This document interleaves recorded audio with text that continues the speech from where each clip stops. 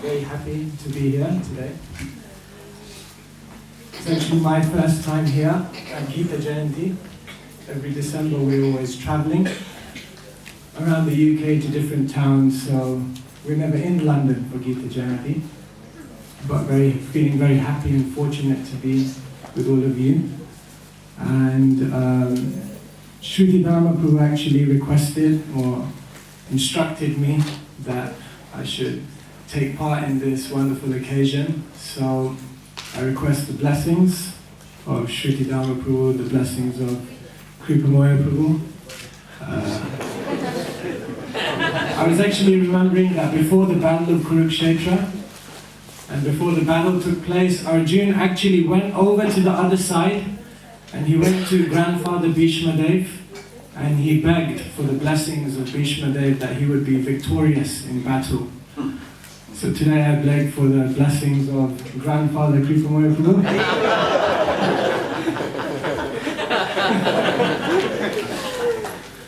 That we will be able to discuss and explore some of the wonderful themes that Krishna gives us in the Bhagavad Gita. And of course we offer our respects to His Divine Grace Srila Prabhupada, who has given us the Bhagavad Gita and who has transformed the lives of so many hundreds of thousands of people through his wonderful writings. So we begin with the first chapter of Bhagavad Gita.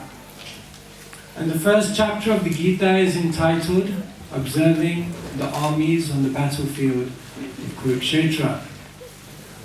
So the Bhagavad Gita starts, Dhritarashtra Uvacha Dharmakshetre Kurukshetre Samaveta Yayutsava Mamaka Pandavascheva Kim Akurvata Sanjaya. Dhritarashtra is in the palace. He's a blind king, so he cannot take part in the battle. But he has his assistant Sanjaya, and he is questioning Sanjaya, Kim Akurvata Sanjaya? What is happening there on that battlefield where the Kauravas and the Pandavas and all my sons have assembled? What are the latest events on the battlefield? Sanjaya begins to explain how Duryodhana is on the battlefield and is now going to each and every warrior on the Kaurava side and inspiring them that they must fight to the best of their ability.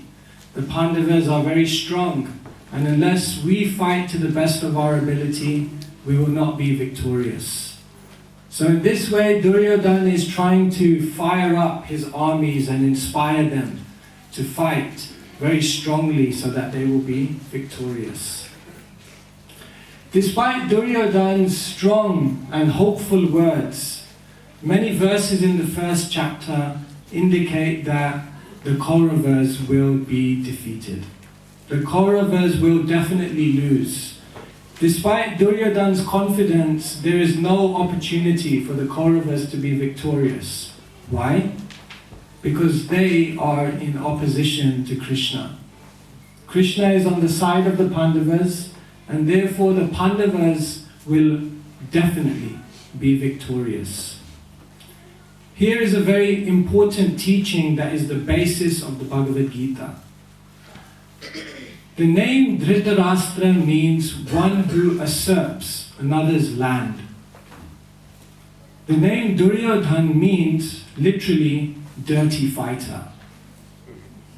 So Dhritarashtra represents material motivation and Duryodhana represents material action.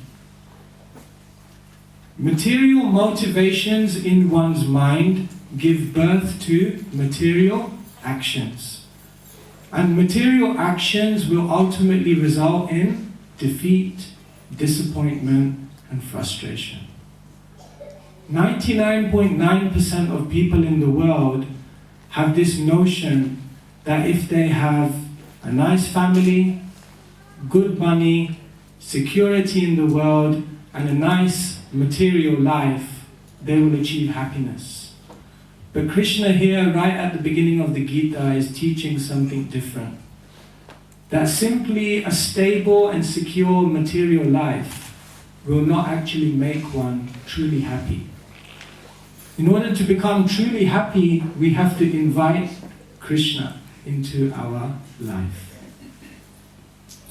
Now Arjuna has Krishna on his side, and Arjuna has no doubt that he will be victorious. But still, in the middle of the first chapter, Arjuna tells Krishna, Senayor ubayor madhye, take me to the middle of the battlefield. I want to see everyone who has assembled here to fight. So Krishna, acting as Arjuna's chariot driver, complies. And Krishna takes Arjuna to the middle.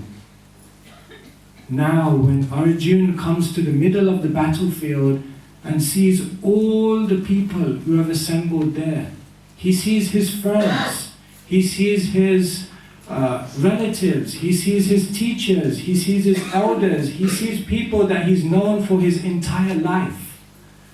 And he sees that all of them will die. He begins to question, should I even be here fighting? Will this warfare really make me happy?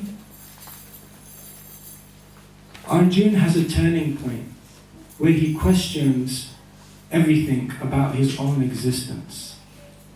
And this is very significant. In our life, Krishna will send situations which make us question our life. And these situations that Krishna puts us in are like alarms.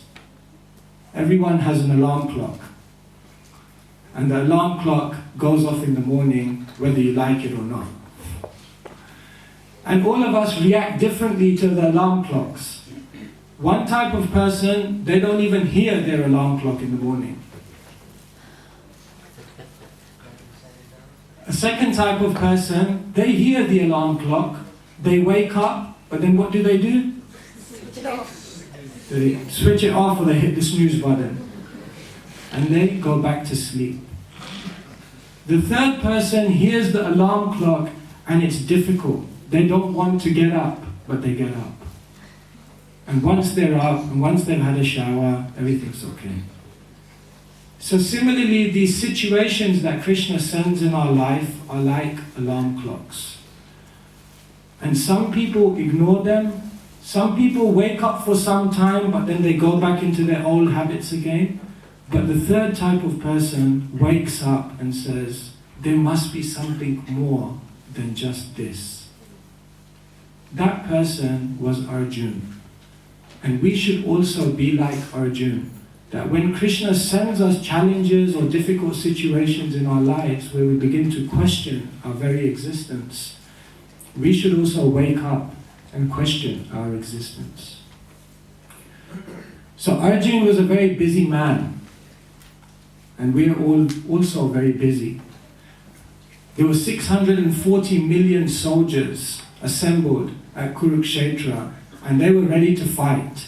And the only reason they hadn't begun the battle was because Arjuna was having this crisis of faith.